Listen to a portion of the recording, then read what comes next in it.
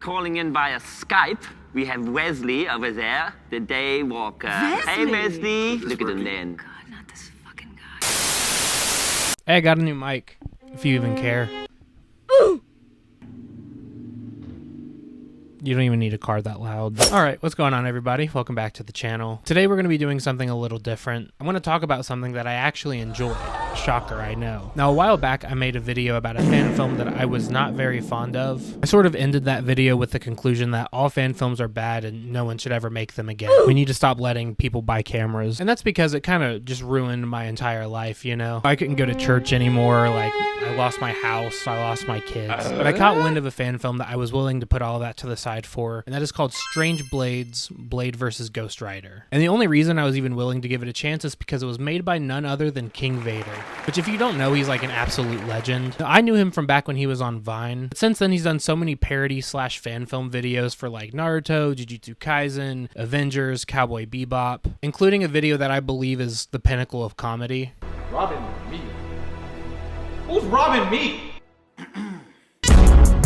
Genuinely, that is one of my favorite videos of all time. I love it so much. Yeah, he's even done collabs with Netflix before, so my boy's been making moves. So I was already excited to check this out, and then something insane happened. King Vader himself actually reached out to me and wanted to hear my thoughts on it. It feels insane that like that even happened. I want to give a shout out to Dominic for basically giving me the idea to even make a video about this. So today we're going to talk about Strange Blades and the right way to make a fan film. Before I even clicked on the video, the first thing I noticed about it is that it's sitting at 57 minutes and 27 seconds. So you're already doing amazing. Every fan film I've ever seen is either like 10 minutes or 2 hours. And sometimes even the 10 minutes is just too long. I'll admit I was a little skeptical of the runtime, but I have to admit he uses it very effectively. A perfect example of that is the way that he opens the movie. It starts with Blade interrogating this vampire to find their secret nightclub hideout. To the Vampire's Club.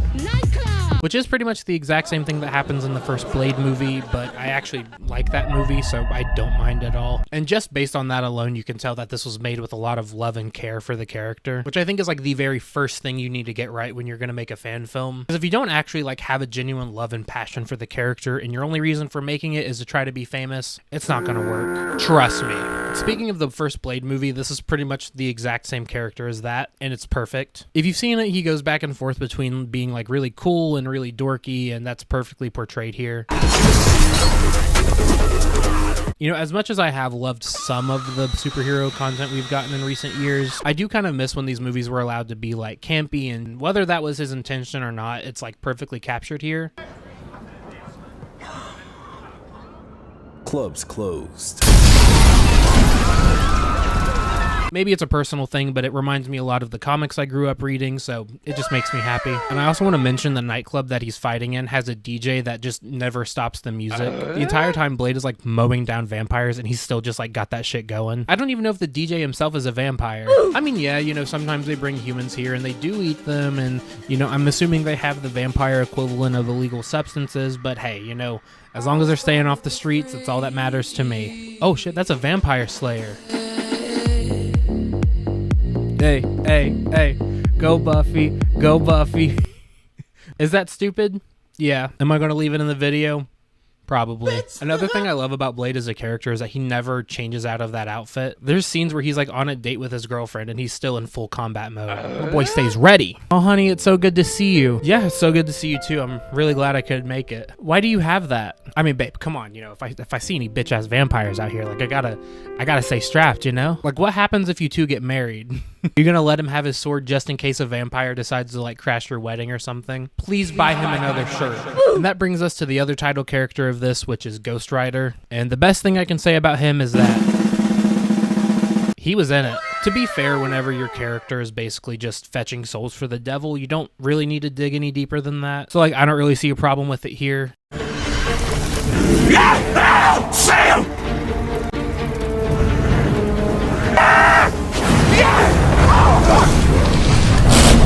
You know, maybe Vader can build on his character in a part 2, maybe? I will say I love that his vehicle of choice is his Hellcat, which I know is similar to the Robbie Reyes Ghost Rider in the comics. I find it funny that Ghost Riders can use basically any mode of transportation for their vehicle. I do need something to kill all of these sinners. You know, my Challenger works. I just installed Apple CarPlay in that thing. I'm not getting rid of it anytime soon. You know, there was a ghostwriter that wrote a woolly mammoth. Imagine seeing that before you die. I'd be like, you know what?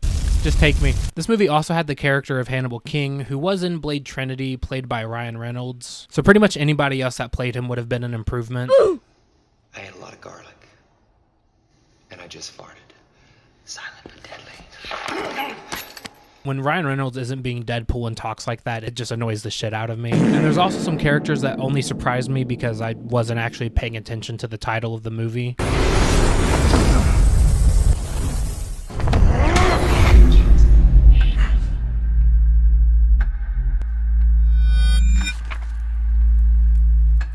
First question is, why are you breaking into my house? Second question is, who are you?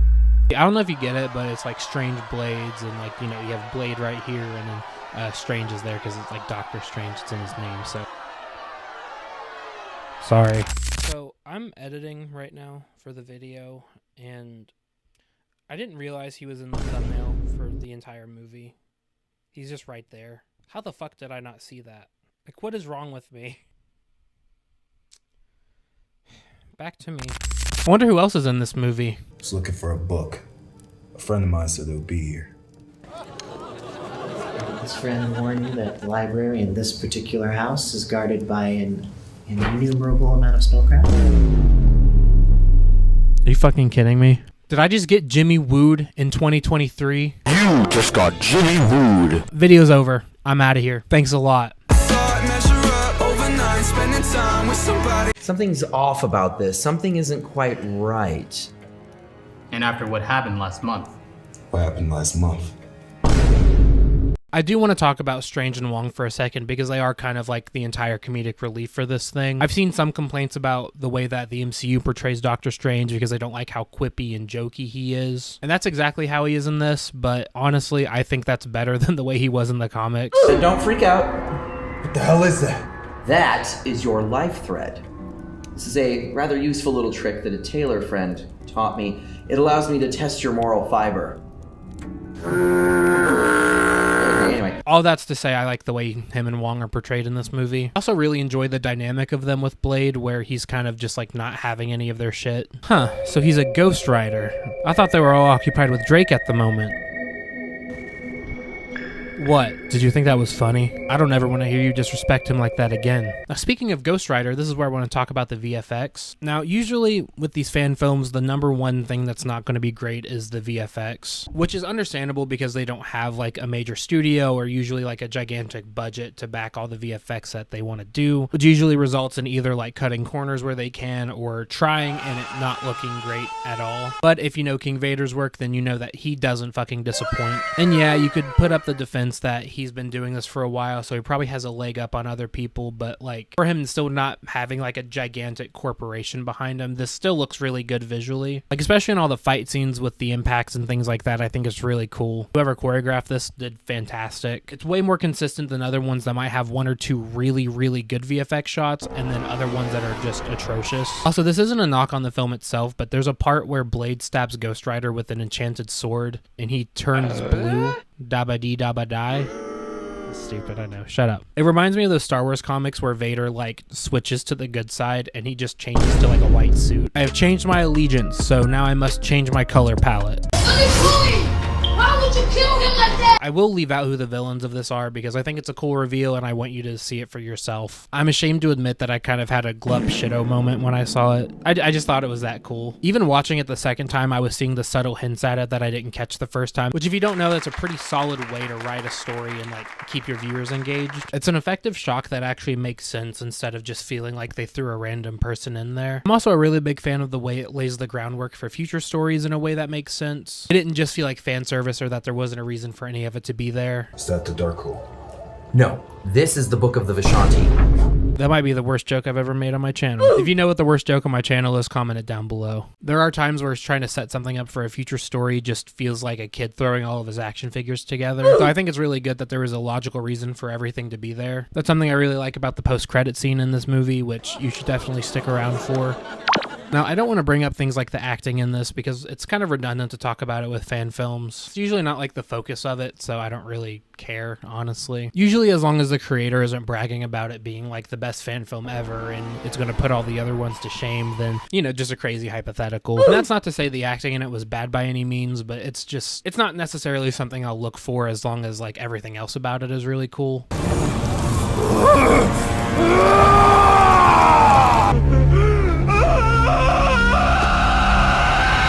All that's to say, Strange Blades was a really fun watch, and I recommend you check it out too. If you like Blade or even like the Blade movie, I think you should check this out. If you're somebody like me who tried to swear off ever watching a fan film again, I implore you to watch this because your mind might actually be changed by it. This one's built different, trust me. It was clearly made with a lot of love and care, not just for like the characters, but for filmmaking in general, and I've just always got to respect that too. Now, usually with watching films on my channel, I give them a score as a joke, but I actually enjoyed this, so I really don't want to do that. My score for Strange Blades is fresh as fuck. Go watch it. Now, if you don't watch it, Ghost Rider's gonna find you. But instead of dragging you to hell, he's gonna drag you to his house and make you watch Strange Blades with him. And I heard Ghost Rider doesn't have AC at his house, so I'd suggest you just watch it yourself. I will say working on this video kind of opened me up to talking about other ones. You know, maybe make it into a series that can't be affected by any potential industry strikes. So if you can think of any fan films that you'd want me to talk about in a future video, whether they're good or bad, you can comment them down below. Thank you all so much for watching the video today. Make sure you go check out King Vader's channel as well. He's got a lot of really cool shit on there. He made a video called Hood Jujutsu Kaisen, and I thought it was actually really funny and really cool, so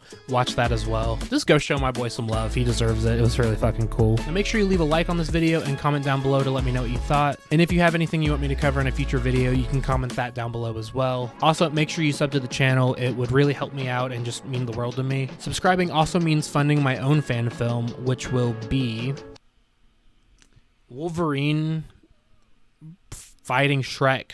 Let's go with that. Well, thank you all again for watching. Stay safe out there, and I will see you next time. Peace out, everyone. Measure up overnight, spending time with somebody I don't know. I wanna stay for a while. I wanna move your way. No, the roof might cave in. All of these snakes in the wild. I'm about to lose my brain. Tell me who gon' save me. Could potential. I never realized how weird the. Jesus. I didn't realize what it smelled like. Okay. Phew. I gotta go.